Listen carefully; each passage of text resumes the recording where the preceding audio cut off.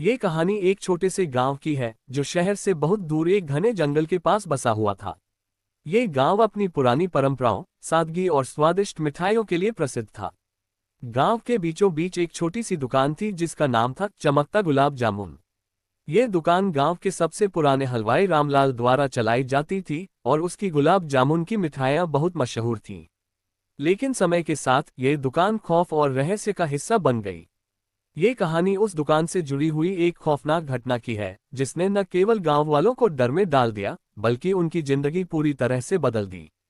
रामलाल का नाम पूरे गांव में सम्मान और श्रद्धा से लिया जाता था।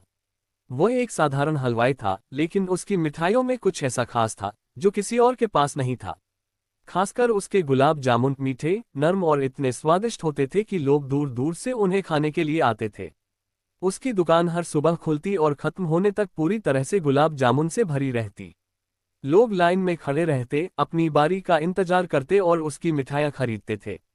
लेकिन एक दिन अचानक रामलाल ने अपनी दुकान में कुछ अजीब सा बदलाव किया।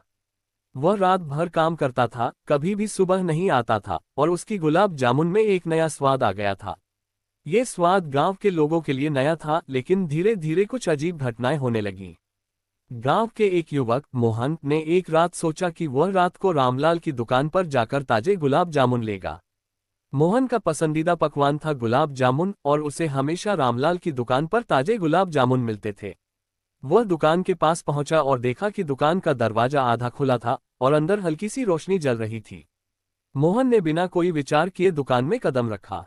जैसे ही वह अंदर घुसा, उसने देखा कि रामलाल बहुत ध्यान से गुलाब जामुन बना रहा था, लेकिन उसका चेहरा सामान्य नहीं था। उसकी आंखों में एक अजीब सी चमक थी और वह बिना किसी आवाज के काम कर रहा था। मोहन ने डरते हुए उससे पूछा, रामलाल अंकल, आप इतनी रात को क्या कर रहे हैं? लेकिन रामलाल ने कोई जवाब नहीं दिया। मोहन ने सोचा कि शायद वह थका हुआ है, लेकिन फिर उसे कुछ अजीब सा महसूस हुआ। गुलाब जामुन की खुशबू पहले जैसी नहीं थी, बल्कि एक तीव्र, गंदी और सड़ी हुई गंध आ रही थी। मोहन का मन घबराने लगा, लेकिन फिर भी उसने एक गुलाब जामुन लिया और खा लिया। जैसे ही उसने गुलाब जामुन खाया, उसे एक जबरदस्त सिरदर्द होने लगा। उसकी आंखों के सामने अंधेरा सा छा गया और उसे ऐसा महसूस हुआ जैसे उसकी सांस रुक रही हो। तभी उसकी आंखों के सामने एक भयानक चेहरा आया और वह गिर पड़ा। जब उसकी आंखें खुली तो उसने देखा कि वह उसी दुकान में पड़ा था, लेकिन अब दुकान का माहौल डरावना और जादुई सा लग रहा था। रामलाल अब किसी और रूप में बदल चुका था। मोहन ने बमुश्किल अपने आप को होश में पाया और दुकान से बाहर भागने की कोशिश की। लेकिन जैसे ही वह दरवाजे तक पहुंचा, दरवाजा अपने आप बंद हो गया। मोहन ने डरते हुए पीछे मुड़कर देखा तो रामलाल का चेहरा अब भूतिया रूप में बदल चुका था। उसकी आंखें खून से लाल थीं और उसका चेहरा बेहद विकृत था। रामलाल ने कहा, तुम मेरे गुलाब जामुन का स्वाद चख चुके हो, अब तुम्हें इसका भुगतान करना होगा। मोहन की हालत खराब हो गई। उसने चिल्लाने की कोशिश की, लेकिन उसकी आवाज निकलने की बजाय वह और भी घबराया। अचानक वह किसी गहरी नींद में चला गया और बेहोश हो गया।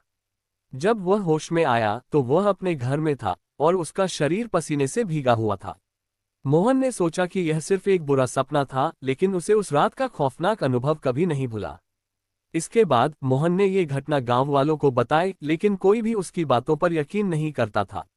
लोग यह मानते थे कि मोहन पर किसी ने जादू कर दिया है। लेकिन फिर कुछ दिन बाद और भी लोग रामलाल के गुलाब जामुन खाकर अजीब घटनाओं का सामना करने लगे। एक लड़की राधा जो दुकान पर गुलाब जामुन खाने गई थी, उसे भी उसी तरह के खौफनाक अनुभव का सामना करना पड़ा।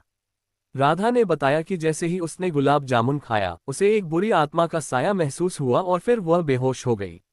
गांव में धीरे धीरे अफवाहें फैलने लगीं कि रामलाल ने किसी अंधेरे ताकत को अपने गुलाब जामुन में समाहित कर लिया है और वह ताकत अब लोगों को अपने वश में करने लगी थी। लोगों का मानना था कि रामलाल ने अपनी दुकान में एक पुराने रहस्य का पालन करते हुए जादुई गुलाब जामुन बनाए थे जो लोगों की आत्माओं को खींच लेते थे। ये दुकान अब एक भूतिया जगह बन गई थी और लोग वहां जाने से डरने लगे थे। गांव में इस भूतिया दुकान का रहस्य जानने के लिए एक युवा पत्रकार अर्जुन आया। अर्जुन ने तय किया कि वह इस रहस्य का पर्दाफाश करेगा। अर्जुन ने कई दिनों तक रामलाल की दुकान की जांच की और आखिरकार उसने एक खौफनाक सच पाया। वह रामलाल जो दिखता था वह असल में एक आत्मा थी। रामलाल ने एक काले जादू के जरिए अपनी आत्मा को जिंदा रखा था और गुलाब जामुन में किसी पुराने जादुई पदार्थ का इस्तेमाल कर रहा था, जिससे वह लोगों की आत्माएं खींच लेता था। उसके गुलाब जामुन में एक ऐसी शक्ति थी जो हर व्यक्ति को आत्मा की दुनिया में खींच लेती थी।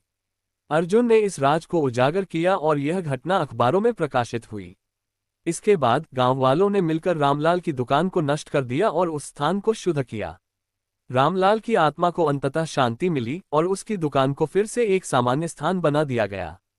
हालांकि ये घटना अब भी गांव वालों के दिलों में एक खौफनाक याद बनकर रह गई है और कोई भी उस दुकान के पास जाने से डरता है।